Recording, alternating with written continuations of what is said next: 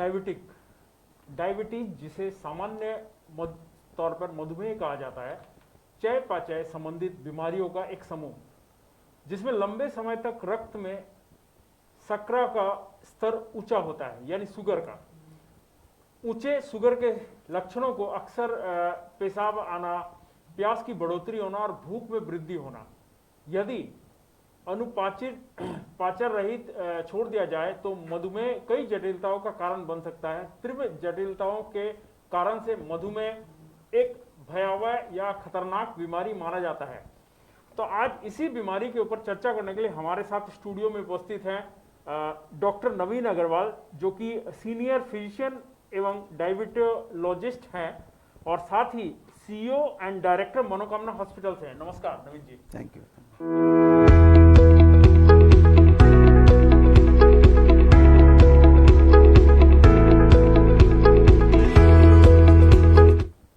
तो नवीन जी, जैसा हमने बताया कि आज डायबिटीज के ऊपर में हम बात करेंगे, मधुमेह के ऊपर में बात करेंगे, तो हम हमारे दर्शकों की कई बार लगातार अपील आती रही है कि मधुमेह का जो बीमारी है, जो शुगर की जो बीमारी है, इस वक्त में उसमें और भी ज़्यादा लोगों को परेशानी बढ़ा दी है, क्योंकि लॉकडाउन रहा है, प्लस एक मानसिक तनाव से गुजर रहे हैं लोग, क्योंकि अभी कोरोना वायरस का एक प्रकोप या डर जो है लोगों के जहन में है।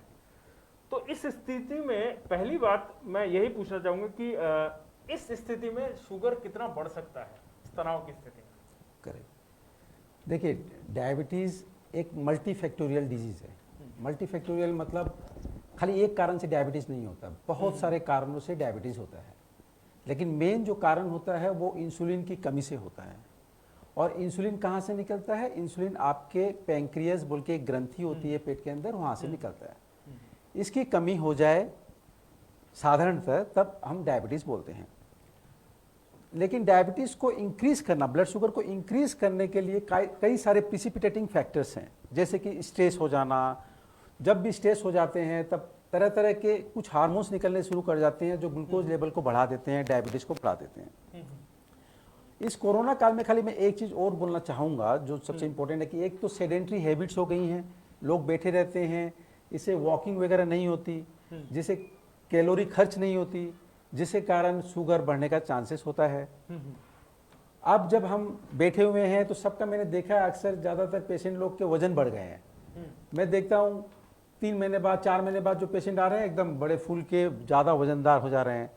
जब आदमी का वजन बढ़ जाता है तब इंसुलिन की कमी न भी हो तभी भी डायबिटीज़ बढ़ जाता है। इसका कारण ये है कि हमारे शरीर में मोटापे में इंसुलिन चाहे जितना भी हो, इंसुलिन जहाँ जाके काम करेगा वो दरवाजे मोटापे के कारण बंद हो जाते हैं।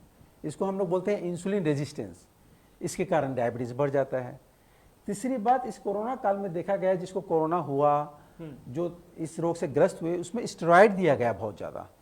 जिस चीज़ लोगों को स्टेरॉइड दिया गया उसकी भी डायबिटीज़ बहुत ज़्यादा बढ़ गई। हाँ, ये मैंने भी सुना है कि स्टेरॉइड के बाद लोगों का 400-500 तक पहुंच गया था। करेक्ट। ये एक दुविधा थी, क्या करते? स्टेरॉइड हमें देना जरूरी था क्योंकि लंग के फाइब्रोसिस को बचाना होता था टाइमली, लेकिन शुगर बढ़ जाता था तो हम शुगर को कंट्रोल भी करते थे। लेकिन डायबिटिक पेशेंट लोग में ये बहुत बड़ी असुविधा रही हमारे लिए कि स्टेरॉइड भी देना है, शुगर को भी घटाना है, लेकिन हमने सहा किया। तो इस वक्त में ये थोड़ा सा हटके सवाल ही है कि इस वक्त में मान लीजिए, जैसे आपने कहा कि शुगर भी बढ़ रहा था, आपको देना ही पड़ रहा था मेडिसिन, तो अगर शुगर के पेशेंट हो तो उस हालत में क्या करते हैं? उनका तो डबल हो जाएगा। तो डबल होता था, लेकिन हम लोग फिर उसको एक स्लाइडिंग स्केल होता है इंसुलिन का, हम लोग मेजर कर करके इंसुलिन देते थे और उसको कंट्रोल में रखते थे। तो अब अगर हम बात करेंगे कैसे सिम्टम्स आए, उसके बाद हमको यह विचार करना चाहिए कि हाँ डायबिटिक, लगभग हमें डायबिटिक के बारे में सोचना चाहिए कि हमारी डायबिटीज हो चुकी है, हो चुकी है, हो सकती है। हाँ, ये ठीक बात है। हमारे पास किस टाइप के पेशेंट आते हैं? देखिए, जिसमें हम लोग शुगर करते हैं तो शुगर पूरा बढ़ा हुआ मिलता है। एक पेशेंट आता है कि अचानक से वजन घट गया, बहुत सारा वजन था लेकिन घट गया। पेशाब के रास्ते में खुजली या घाव जैसे होने लग गए, पेशाब का रास्ता क्लोज हो गया। ये एक बहुत इंपॉर्टेंट सिम्टम है। जो आते हैं तो हम शुगर कराते हैं, 100% उसका शुगर बढ़ा हुआ मिलता है। कुछ लोग बोलते हैं कि इन दिनों मुझे प्यास बहुत ज़्यादा लगने लगी है, मैं फ्रिज में जाता हूँ, मुझे पानी, बस पानी चाहिए, पानी। कुछ लोग बोलते हैं कि मुझे रात में अब पेशाब के लिए बहुत ज़्यादा उठना पड़ता है, आगे नहीं उठना पड़ता था इतना। कुछ लोग बोलते हैं कि मुझे ना चारों तरफ खुजली आती है। कई लोगों के पास, स्किन के डॉक्टर के पास पेशेंट जाते हैं कि पूरा शरीर ड्राई हो गया है और खुजली आ रही है, तब स्किन डॉक्टर ब्लड शुगर कराते हैं तो ब्लड शुगर इनको ज़्यादा मिलता है। कोई सर्जन के पास जाते हैं, वो बोलते हैं कि मेरा घाव नहीं सूख रहा है डॉक्टर साहब, क्या करें? तो डॉक्टर साहब शुगर कराते हैं तो वो वहाँ पर वो मिल जाते हैं। बहुत सारे पेशेंट हमारे पास आते हैं कि आजकल बहुत थकान होने लगी है एकदम से, इस कंडीशन में भी हम लोग शुगर कराते हैं, उसको शुगर ज़्यादा मिलता है। तो ये तो क्लियर कट कुछ सिम्टम्स हुए। कुछ न्यूरोलॉजिस्ट के पास जाते हैं, बोलते हैं कि मेरे पैर में झिनझिनाहट हो रही है, सुन्नापन हो रहा है, तो न्यूरोलॉजिस्ट लोग उनको शुगर कराते हैं, शुगर मिलती है। तो ये डिफरेंट सेक्शन के डॉक्टर के पास जाके इस टाइप के सिम्टम्स से प्रेजेंट करते हैं। लेकिन इसके बावजूद भी कुछ बातें हैं जब आपको हमेशा शुगर के लिए अलर्ट रहना चाहिए। जैसे कि आपके घर में कोई डायबिटिक पेशेंट है, तो ये यूजुअली फैमिलियल होता है और उसमें डायबिटीज़ होने का चांस रहता है। कुछ लोग बहुत मोटे होते हैं, मोटे लोग में शुगर होने का बहुत चांस होता है, तो मोटे लोगों को हमेशा एक सजग रहना चाहिए। कुछ लोगों को देखिए बार बार ट्यूबरक्लोसिस होती है, पेशाब में इन्फेक्शन हो जाता है बार बार, उनको लेकिन जानना चाहिए कि उनको एक शुगर चेक कराना है, क्योंकि उनकी इम्यूनिटी कम हो गई है, इसलिए बार बार इन्फेक्शन हो रहा है। कुछ लोग जैसे प्रेग्नेंट है, उसको बार बार एबॉर्शन हो रहा है, तो ऐसे में उनको शुगर कराना चाहिए, क्योंकि शुगर डायबिटीज़ भी एक कारण है जो बार बार बच्चा नष्ट होता है डायबिटिक पेशेंटों में। तो ये सब कुछ चीज़ें हैं। फंगस इन्फेक्शन हो जाता है जगह जगह पर, तब उनको चाहिए कि ना मेरे को कराना है। इनफैक्ट मैं तो बोलूँगा कि एक्चुअली शुगर तो सब रोगों की नानी है। अगर एक हाइपरटेंसिव मरीज हो, किसी को हार्ट डिजीज हो, किसी को जल्दी कैटरेक्ट आ गया हो, आंखों से देखना कम हो गया हो, इन सब लोगों को भी लेकिन शुगर की तरफ ध्यान देना है और चेक कराना है। कितने लेवल पर शुगर के बारे में सोचना चाहिए? जैसे आपने बताया कि शुगर के बारे में विचार कर रहे हैं, और कितने शुगर का लेवल फास्टिंग या पीपी में होना चाहिए जिसको हम सोचे कि हाँ शुगर हो चुका है? देखिए ऐसे तो नॉर्मल लेवल जो होता है 90 से लेके 140 तक होता है, लेकिन मैं आपको एक बात बताऊं कि पूरा दिन भर शुगर एक सा नहीं रहता। पूरे दिन भर एक ग्राफ, ऐसे पहाड़ों की तरह ग्राफ जाता है, बढ़ता है घटता है, ऐसे होता है। लेकिन किसी भी पॉइंट में अगर आपका ब्लड शुगर 200 से ऊपर हुआ, 200 यस, तो ये एक बात मान लो कि आपको डायबिटीज है। ये फास्टिंग या ना पीपी, ये आप मान लो, ठीक। क्योंकि 200 से पार होना ये, लेकिन ड्यूरल वेरिएशन जो होता है वो उसमें भी नहीं पहुंचता। ओके। तो 200 से पार तो डेफिनेटली आपको शुगर है। मतलब 200 के ऊपर ही है, उसके नीचे नहीं आ रहा है ना, उसके नीचे ना, 200 से ऊपर ही ऊपर अगर fluctuate आपका आया तो आप तो डेफिनेट शुगर हो, मतलब डायबिटिक हो। ओके। आपको मैंने सर्टिफिकेट दे दिया डायबिटीज का। लेकिन एक पेशेंट जो 140 से ऊपर या 200 से नीचे यानी 170-80 हो, तो मैं उनको बोलूंगा कि ये छुपी हुई डायबिटीज है, ये कभी भी आ सकती है बढ़कर। उसके लिए फिर हम लोग कुछ और टेस्ट करते हैं प्रूफ करने के लिए कि ये डायबिटीज है कि नहीं। मेरा कहने का मतलब ये है कि कुछ डायबिटीज तो ओवर्ट है, एकदम दिखती है आपको, तो 200 से पार तो दिख गई। 200 के नीचे 100 से 40 ऊपर से लेटेंट है, मतलब छुपी हुई है, लेकिन वो कभी भी बढ़ के आ सकती है। कुछ क्वेश्चंस आए हैं, मैं चाहता हूं कि ले लेते हैं इसको। जैसे एक पंकज है, उन्होंने लिखा है कि पीपी 155 एंड फास्टिंग 122 है। यही रहता है, एनी सजेशन सर? ना देखिए, ये आपने सुबह कराया है ना, आपने दोपहर को तो नहीं कराया, आपने शाम को तो नहीं कराया, आपने अर्ली मॉर्निंग तो नहीं कराया। मैंने कहा ना कि शुगर आपको ड्यूरल वेरिएशन है, चेंज होते रहता है। मतलब तो ये एक कॉमन इस हिसाब से टेस्ट करवाना है कि सुबह का ना, अभी इस कंडीशन में आप एक टेस्ट होता है HbA1c, ग्लाइकोसाइलेटेड हीमोग्लोबिन, आप ये टेस्ट कराओ। अगर ये टेस्ट नॉर्मल आता है तो आप ना GTT बोल के एक टेस्ट आता है, ग्लूकोज टॉलरेंस टेस्ट। इसमें क्या आपको शुगर खिलाया जाएगा, 75 ग्राम, कोई 100 ग्राम खिलाता है। फिर हर आधे घंटे में हम लोग शुगर चेक करते हैं खिलाने के बाद।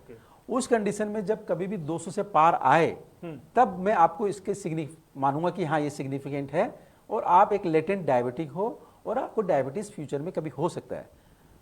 मोर ओवर मैं आपको चाहूंगा कि इसके फैमिली हिस्ट्री है कि नहीं, ये भी बहुत इंपॉर्टेंट है। एक आदमी की कोई फैमिली हिस्ट्री नहीं है और फिर इसको ये आए, और एक आदमी की फैमिली हिस्ट्री है फिर इसको आए, दोनों में डिफरेंस है। किंतु हाँ, उस बात को जिसको फैमिली हिस्ट्री उसको मैं सिग्निफिकेंट मानूंगा, तब आपकी ये क्वेरी सॉल्व होगी।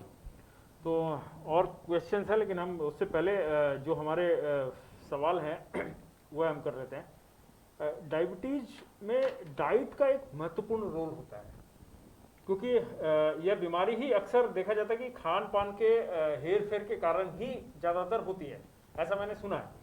तो इसको महत्वपूर्ण जब माना जाए तो इसके लिए कैसे कंट्रोल किया जाए, कैसे सुनिश्चित किया जाए कितना खाना है, क्या खाना है और कब खाना है? एक तो सबसे पहले मैं बोल देता हूँ कि खान पीन के 19-20 के कारण ही डायबिटीज होती है, ये तो एकदम ही गलत है। अच्छा। अगर ऐसा होता तो जितने हलवाई हैं सबको डायबिटीज होती है। हाँ, डायबिटीज जिसको हो चुकी है उसको बढ़े नहीं, उसको कंट्रोल करे, तब हमारा नेक्स्ट काम आता है खाने पीने का। डाइट को लेके ना मेरा ये मानना है कि डाइट को लेके लोग बहुत ज़्यादा ओवर कॉन्शियस है। क्या होता है, जिसको डायबिटीज होती है वो डाइट ना एकदम से छोड़ देता है, जिससे क्या होता है कि आपका मसल मास कम हो जाते हैं, आप कमजोर हो जाते हो, आप बहुत पतले हो जाते हो। ऐसा ना करें। हम डायबिटीज हम जो खाना खा रहे हैं ना, वो एक्चुअली आप टुकड़ों में खाओ। आगे सबसे पहली बात मेरी, आप सपोज दिन भर में 3 रोटी सुबह खाते हो, भात खाते हो, रात में 3 रोटी खाते हो, आप उसको डिवाइड करके खाओ। दूसरी बात, डाइट के बारे में बहुत लोग क्वेश्चन करते हैं कि मैं राइस खाऊं कि नहीं खाऊं, राइस से बढ़ जाता है शुगर। गलत गलत। राइस खाओ, आप रोटी खाओ, शुगर का कोई मतलब नहीं है। थोड़ी सी कैलोरी वैल्यू मतलब राइस की गेहूं से ज़्यादा होती है, थोड़ी सी। आप राइस आराम से खा सकते हो। कोई लोग बोलते हैं मैं आलू खाऊं कि नहीं खाऊं, मिठाई खाऊं कि नहीं खाऊं। अब इसमें मैं एक छोटी सी बात बोलता हूं आपको।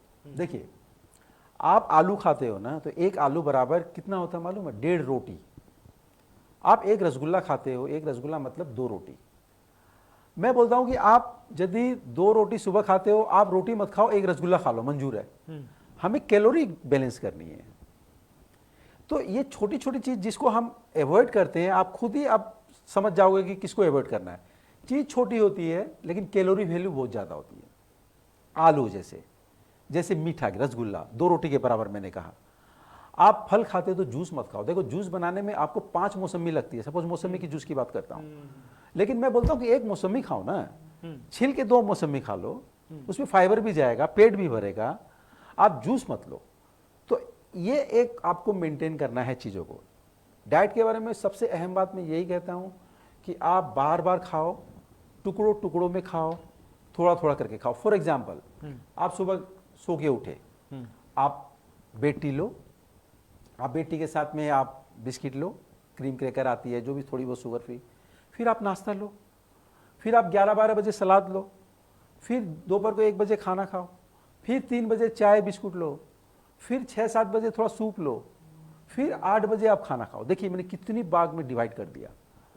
इसमें क्या होगा कि आपकी मेटाबॉलिज्म बनी रहेगी, जिससे क्या है कि आप एक बार सोचो ना कि आपका जो शरीर काम करता है, तो डाइजेस्टिव सिस्टम को भी आप सिस्टम समझ लो, वो भी तो काम करेगा। जब वो काम करेगा तो उसको भी तो कैलोरी चाहिएगी। तो उसको जितना थकाओगे आप थोड़ा थोड़ा करके, वो भी कैलोरी लेगा, जिससे आपका वजन कभी भी नहीं बढ़ेगा। आप बहुत लोग एनिमल लोग के देखिए जो थोड़े थोड़े खाते हैं, गाय को देखिए, आप घोड़े को देखिए, थोड़ा थोड़ा गेज करते रहते हैं, कभी भी मोटापा नहीं होता। तो ये बात का ध्यान रखो। तो दर्शकों, आपने सुना कि डॉक्टर साहब ने बताया कि खाने को ऐसा नहीं कि ये आपको चीज़ों को माइनस करके ही चलना है, आपको बैलेंस बना के चलना है। कुल मिलाकर आप एक रसगुल्ला खाएंगे तो वह 2 रोटी के बराबर कैलोरी आपको देगा, तो उसको आपको ध्यान में रखना है कि अधिक ना खाए, आपको खाने का बैलेंस रखना पड़ेगा। और कुछ सवाल है डॉक्टर साहब, हम चाहते हैं ले लेते हैं। कौशल राय हैं, उन्होंने पूछा है सर, शुगर पेशेंट क्या खान पान का तरीके पर कुछ बताएं। ये अभी डॉक्टर साहब ने बताया आपको राइस के बारे तो राइस के बारे में अगर आपको आपने सुना होगा, आप उस आफ्टर लाइव सेशन आप इसको रिवर्स करके भी देख सकते हैं वीडियो को, आपको पता चल जाएगा।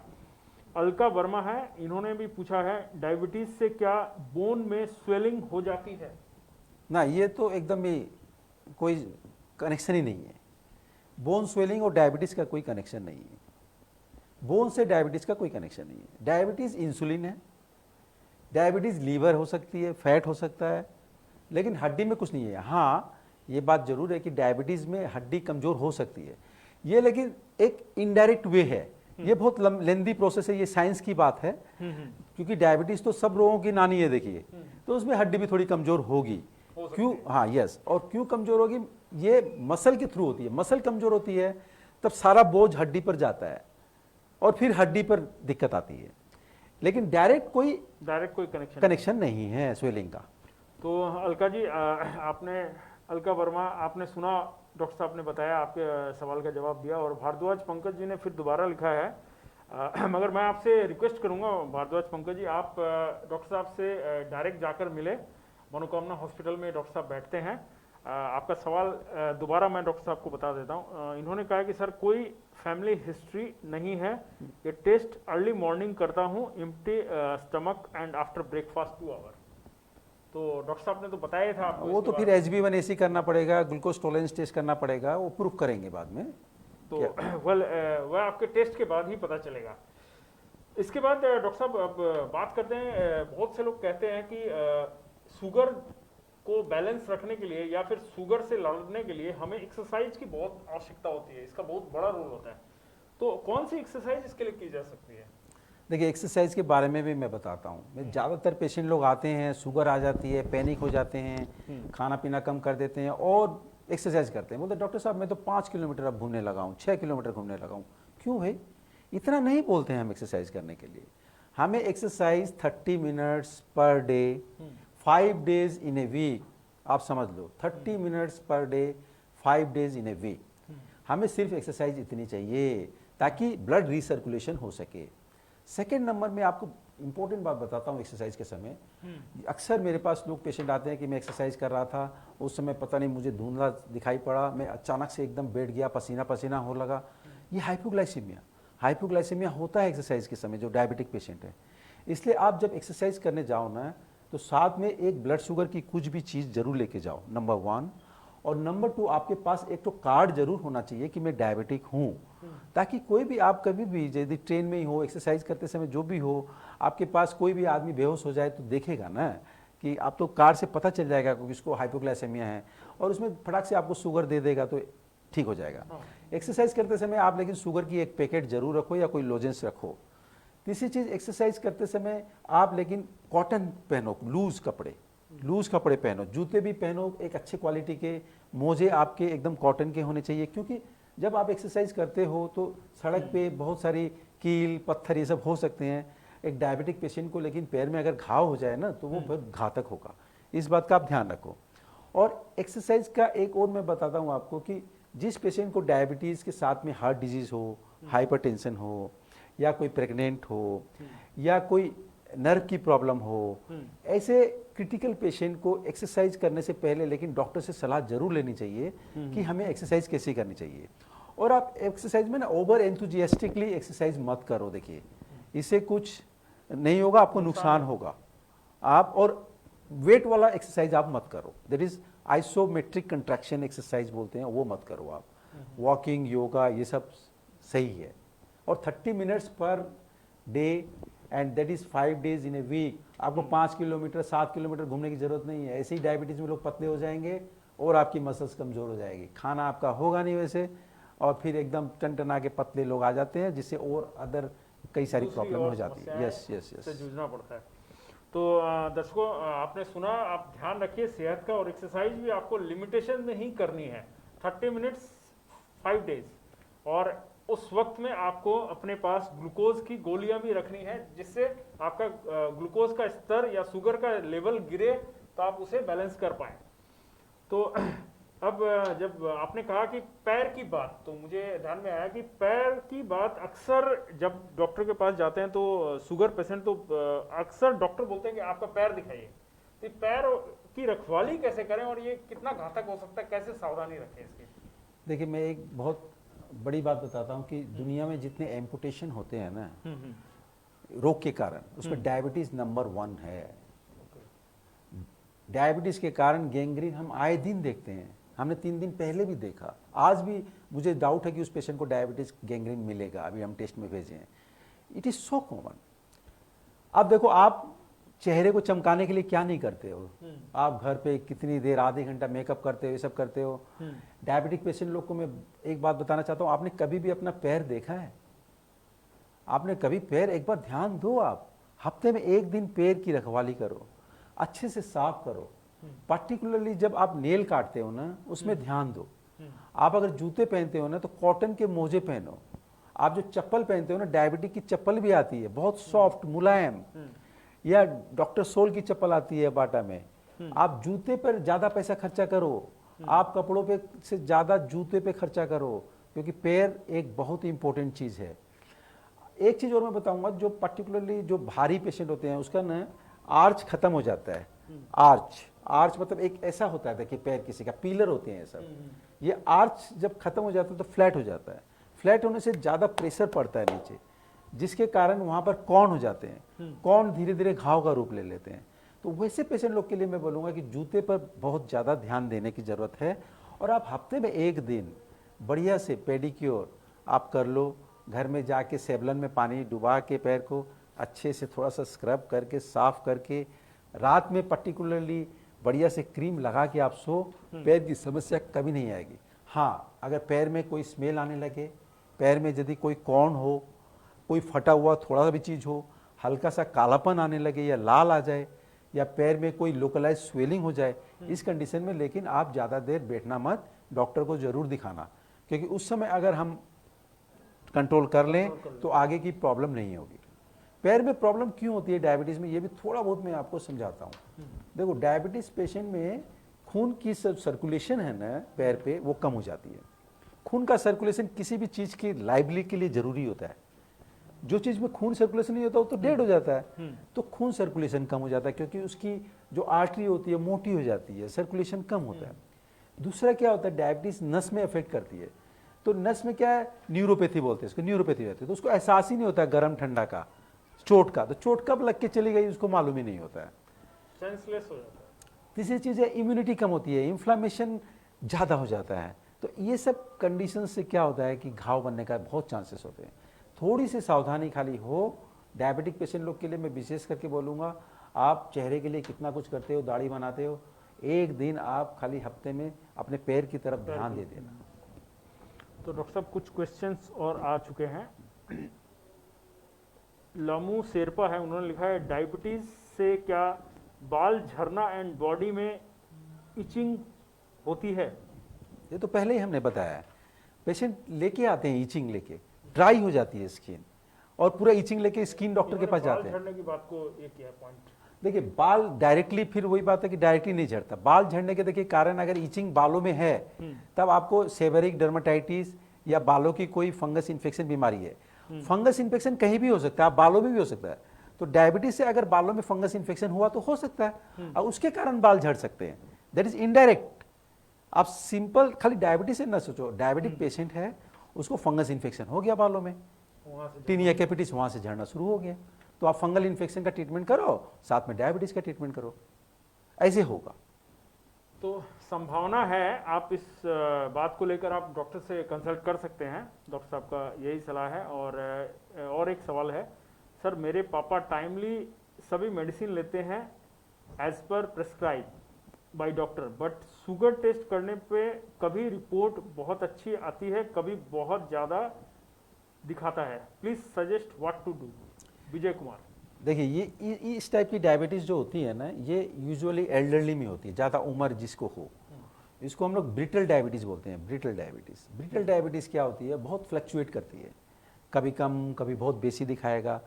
सारी दवाएं लेने के बावजूद भी अगर इस टाइप की चीज़ होती है तो उसको ब्रिटल डायबिटीज़ बोलते हैं। उसमें क्या करना है, हम जो बोलते हैं पेशेंट लोग को कि आप 4 टाइम ब्लड शुगर मापो और एक टेबल बनाओ 3 दिन तक लगातार, एक खाली पेट, एक खाने के नाश्ते के 2 घंटा बाद, एक दोपहर खाने के 2 घंटा बाद, और एक रात में खाने से पहले, 3 दिन तक लगातार करो।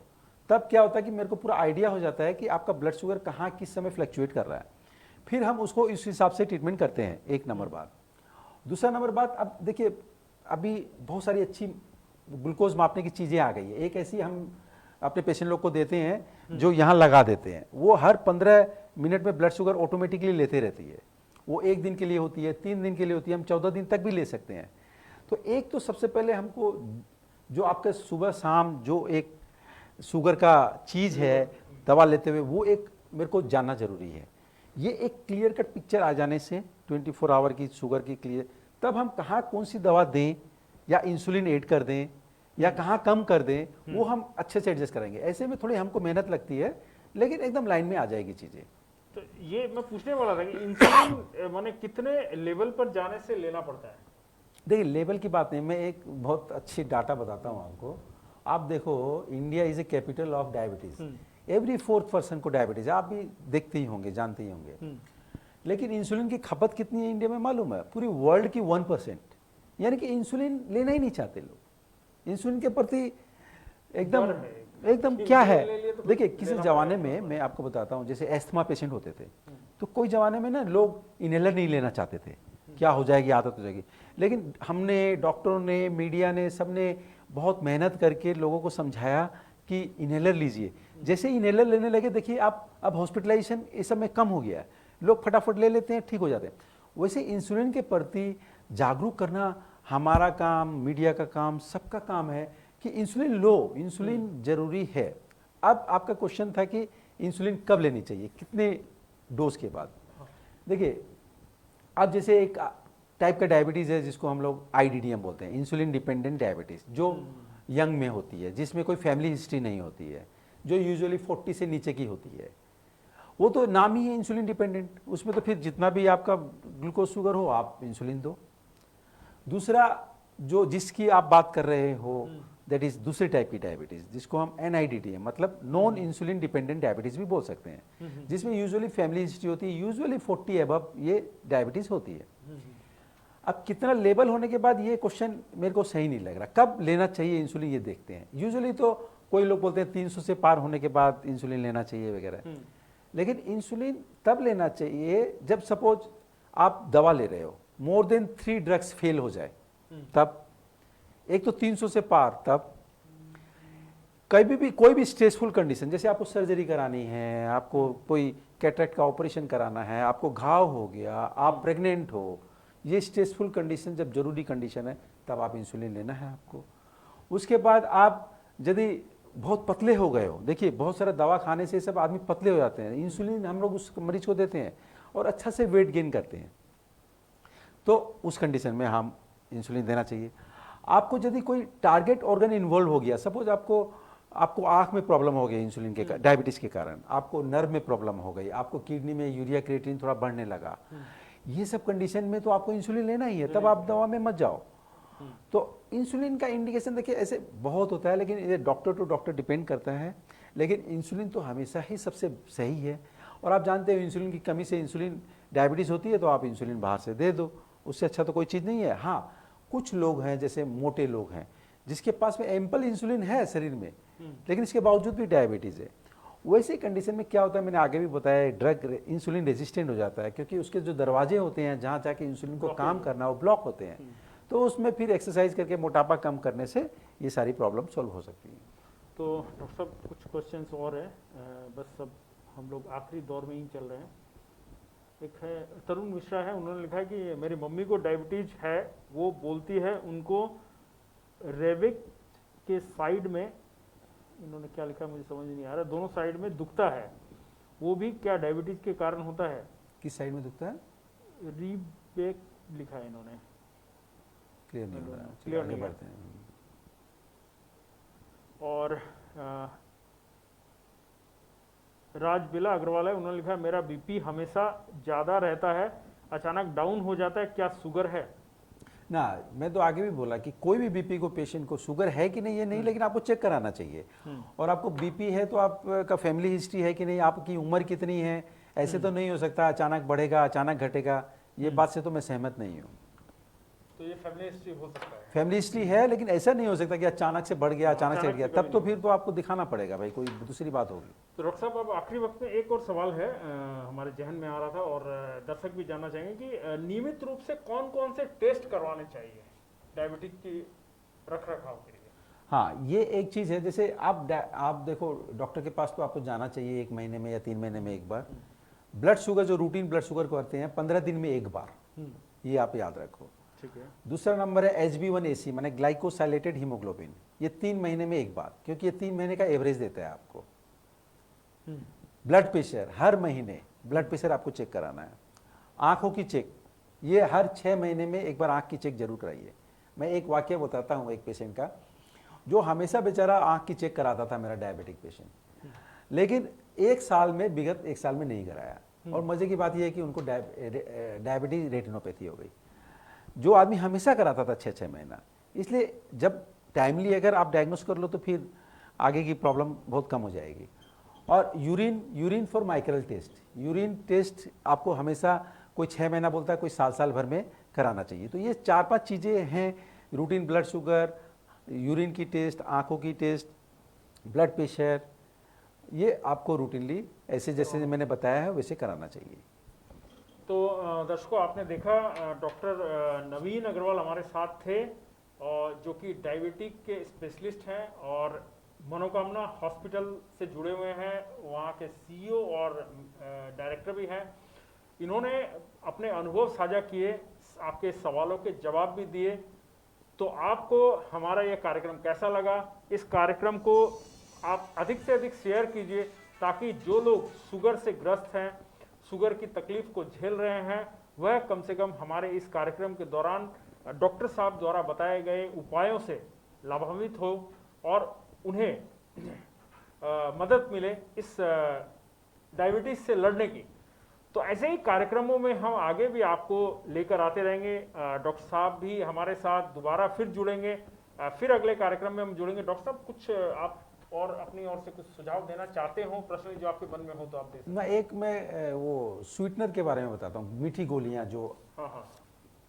बहुत लोग शुगर नहीं लेते हैं, बोला वो शुगर फ्री में ले सकता हूँ कि नहीं, शुगर फ्री। शुगर फ्री आप ले सकते हो, sugar free of any side effect है। एक शुगर फ्री की डोज 5 मिलीग्राम होती है, आप 10 मिलीग्राम तक ले सकते हो, 10 गोली तक ले सकते हो, यानी कि 50 मिलीग्राम तक ले सकते हो। लेकिन प्रेगनेंसी में, लैक्टेशन में, ये 2 जगह पे इसकी अभी ऑथेंटिसिटी नहीं है लेने की। दूसरी चीज़ है कि आप जो इंसुलिन जो है वो डीप फ्रीजर में न रखो, और इंसुलिन लेते समय थोड़ा सा रोल करो। नीडल कब चेंज करनी है आपको? जब आपको दर्द होने लगे। यूजुअली देखा गया 3 दिन 4 दिन में नीडल की जो नोक होती है मोटी हो जाती है, दर्द ज़्यादा होने लगता है, उस समय आप चेंज कर लो। और खाने टुकड़े टुकड़े में खाओ, और एक्सरसाइज भी सब में बैलेंस होना चाहिए। ऐसा नहीं कि आप धमाधम एक्सरसाइज शुरू कर दिए और फटाक से डाइट कंट्रोल करके ऐसा कर दिए कि कंट्रोल हो गया शुगर ना। ये लॉन्ग टर्म प्रोसेस है, देखिए ये आपके साथ रहेगी और ये ज़िंदगी भर आपके साथ इसे निभाएंगे। तो आप ऐसा करिए जो आप लाइफ लॉन्ग उसके साथ में रह सको। तो डॉक्टर साहब का कहने का अर्थ है कि आपको इसके साथ जीवन भर लड़ते रहना है। अगर आप सावधानी से और बैलेंस लाइफ के साथ चलें तो इसे आप दबा कर रख सकते हैं, क्योंकि ये जीवन में आपके जीवन के साथ निरंतर चलता रहेगा। शुगर एक ऐसी बीमारी है जो लगातार चलती रहेगी, मगर आपको इससे लड़ने के लिए जो जो उपाय है वह डॉक्टर साहब ने बताए हैं। तो इसी तरह आप हमारे साथ ताज़ा तरीन अपडेट्स के लिए देखते रहिए हमारे कार्यक्रम्स को, और हमारे जितने भी कार्यक्रम हैं उनको अधिक से अधिक शेयर कीजिए, क्योंकि हम हमेशा कोशिश करते हैं कि आपके लिए जो बेहतर कार्यक्रम है उन्हें ही लेकर आएँ। तो आप यूं ही देखते रहिए हमारे कार्यक्रम, और हमें दीजिए आज्ञा। हर समय नमस्ते, धन्यवाद।